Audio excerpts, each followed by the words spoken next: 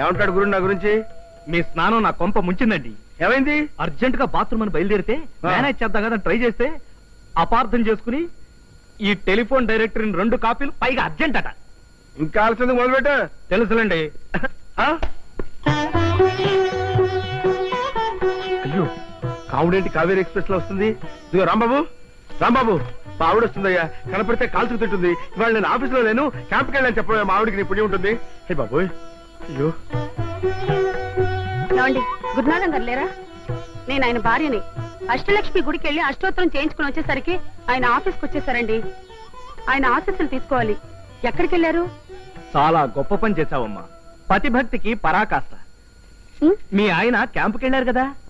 ఏం పర్లేదు, క్యాంపుకు తావు నేను చెప్తాను. ఇక్కడి నుంచి ఇలా నేరుగా వెళ్ళండి. వెళితే మెట్లు వస్తాయి. ఆ మెట్లు ఎక్కితే పైకి వెళ్తారు, మళ్ళీ మెట్లు వస్తాయి, కిందకు వచ్చేస్తారు. నేరుగా మళ్ళీ ఇటే రండి. ఈ బెంచ్ కిందే ఉంటారు. ఏమండి, మీరు ఇక్కడున్నారా? అక్షంతలు వేసి ఆశీర్వదించండి. కావుడు, ఇది ఇల్లు కాదు, ఆఫీసు. ఆశీర్వాదం కోసం సరాసరి ఆఫీస్కి వస్తావా? తొందర కానీ, మళ్ళీ బాస్ వస్తాడు. దీర్ఘ సంబంధ భవ.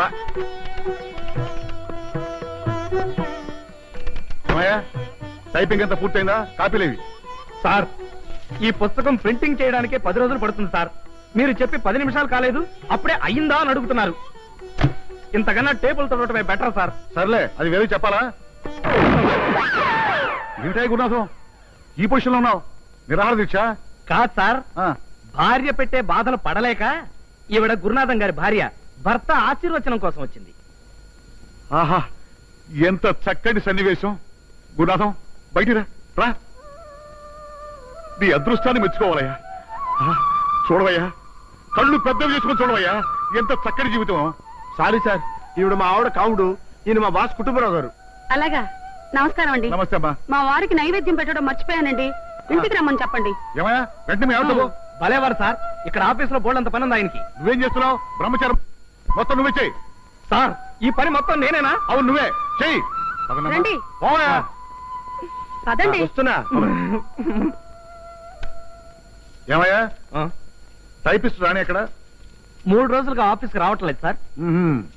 రోజులతో సహా కరెక్ట్ గా చెప్తున్నావంటే ఆ పిల్ల బతుకులో నిప్పులు పోసావు అనమాట.